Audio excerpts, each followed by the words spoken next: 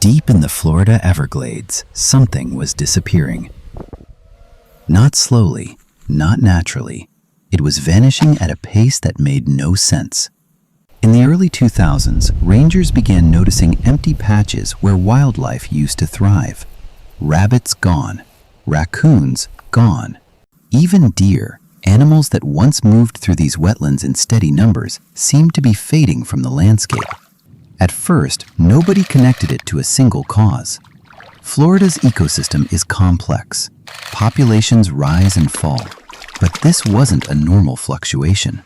Survey after survey showed the same troubling pattern, and it kept getting worse. Then reports started coming in from a different direction. Hunters and fishermen spoke of snakes unlike anything native to the region. Enormous, powerful, found in places they should never have been.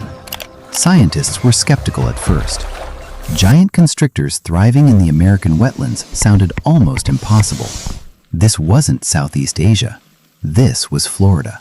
But the evidence kept piling up, and when researchers finally connected the missing mammals to the growing snake sightings, they realized they were looking at something far bigger than an unusual animal story.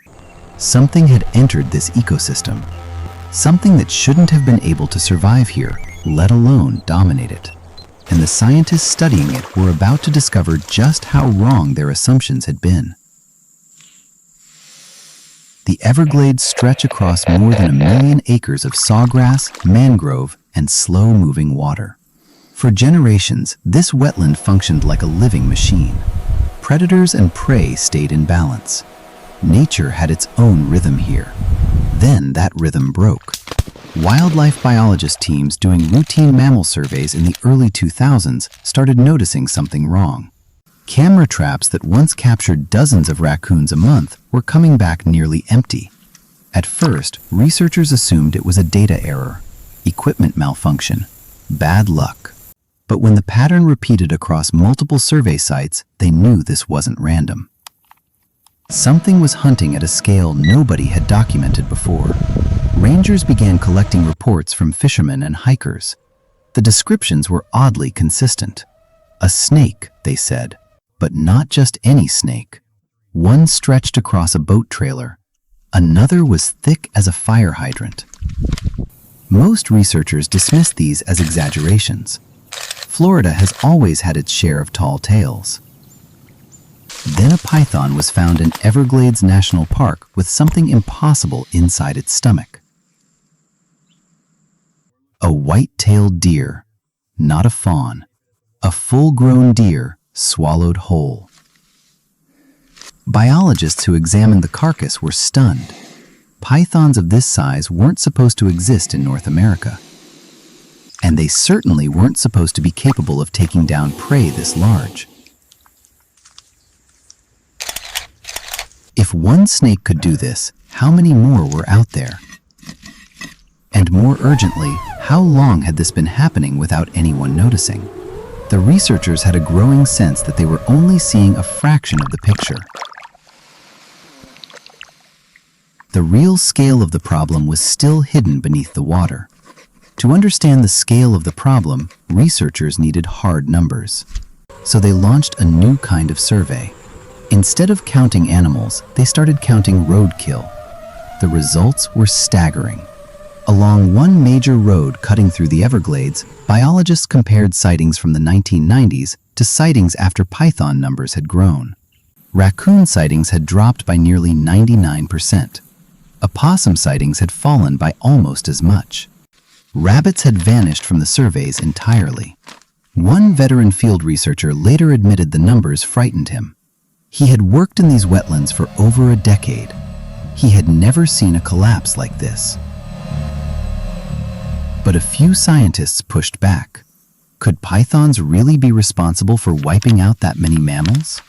Or was something else going on, something more complicated? Then a new detail emerged that changed the conversation. Researchers began tracking python movements using radio transmitters. One male python, released after being tagged, traveled nearly 40 miles across the wetlands in a matter of weeks. He moved with purpose. Not random wandering, but a direct, confident path across canals, roads, and open water. It suggested something researchers hadn't wanted to consider. These snakes weren't just surviving in the Everglades, they were mapping it, learning it, spreading through it like they had lived there their whole lives.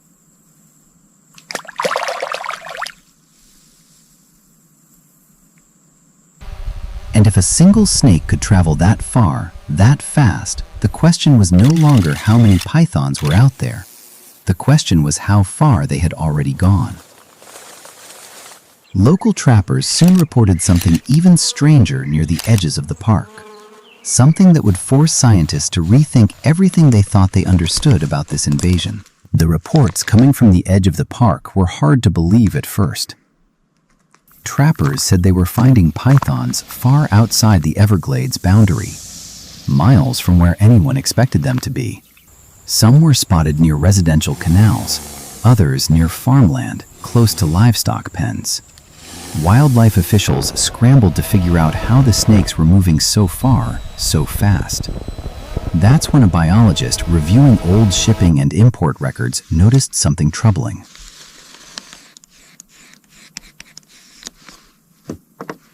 Decades earlier, Burmese pythons had been legally sold across the United States as exotic pets. Thousands of them shipped into Florida alone. Snakes that started small and manageable, then grew to 15, 18, sometimes 20 feet long. Far too large for any household to keep. Some owners, overwhelmed and unprepared, made a decision that would change the Everglades forever. They released their pythons into the wetlands. One by one, quietly, without any understanding of what they were setting in motion. Researchers realized this wasn't a single invasion. It was hundreds of small, isolated decisions that had built into something enormous. But this discovery raised a darker question. If pet owners had been releasing pythons for years, how long had this population actually been growing before anyone noticed? Genetic testing on captured snakes gave scientists their answer, and it wasn't the one they expected. The DNA patterns didn't point to a single release event. They pointed to multiple separate lineages, breeding independently for years, undetected. The invasion was older, larger, and far more established than anyone in the room was prepared to accept. And what scientists uncovered next would explain how these snakes had managed to hide in plain sight for so long. To understand why the pythons had gone undetected for so long, researchers turned to something simple: camouflage. A Burmese python's skin pattern isn't just decoration, it's a survival tool, shaped by millions of years of evolution in the forests of Southeast Asia. In tall grass and dappled light, that pattern makes a 20-foot snake nearly invisible. Field teams ran a controlled test. You see it over there by the roots? They hid a Yes, the python drone is in dense highlighting it brush, now. then asked trained searchers to find it from close range. Most walked right past it.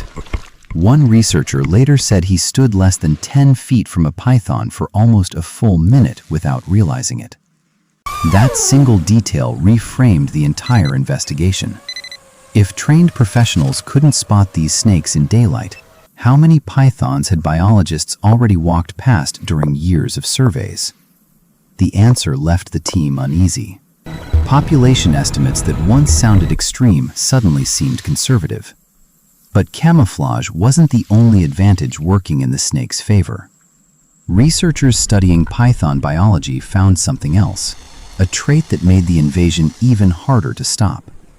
Female pythons could lay up to 100 eggs in a single clutch. Multiply that across an unknown number of breeding females, hidden across 1 million acres of wetland, and the math became terrifying. This wasn't a slow-growing problem anymore. It was compounding, season after season, largely out of sight. Then, wildlife officials made a decision that would test just how deeply these snakes had embedded themselves into the ecosystem. They launched an operation that would finally reveal the true size of the invasion. And what they found changed how scientists viewed invasive species forever. Wildlife officials decided to try something drastic. They recruited experienced snake hunters and equipped a small number of male pythons with radio transmitters. Then they released them back into the wetlands. The idea was simple. During breeding season, these tagged males would instinctively seek out females, and they would lead researchers straight to them. It worked better than anyone expected. One tagged python led a team to a single female nearly 16 feet long. Inside her body, researchers counted over 70 developing eggs. Looks like we're just shy of 16. 15 feet, 10 inches.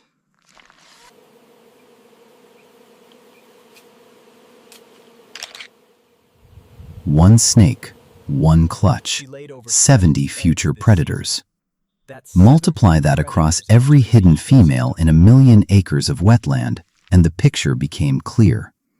This wasn't an isolated problem anymore. It was a fully self-sustaining population, breeding, hunting, and expanding largely unseen.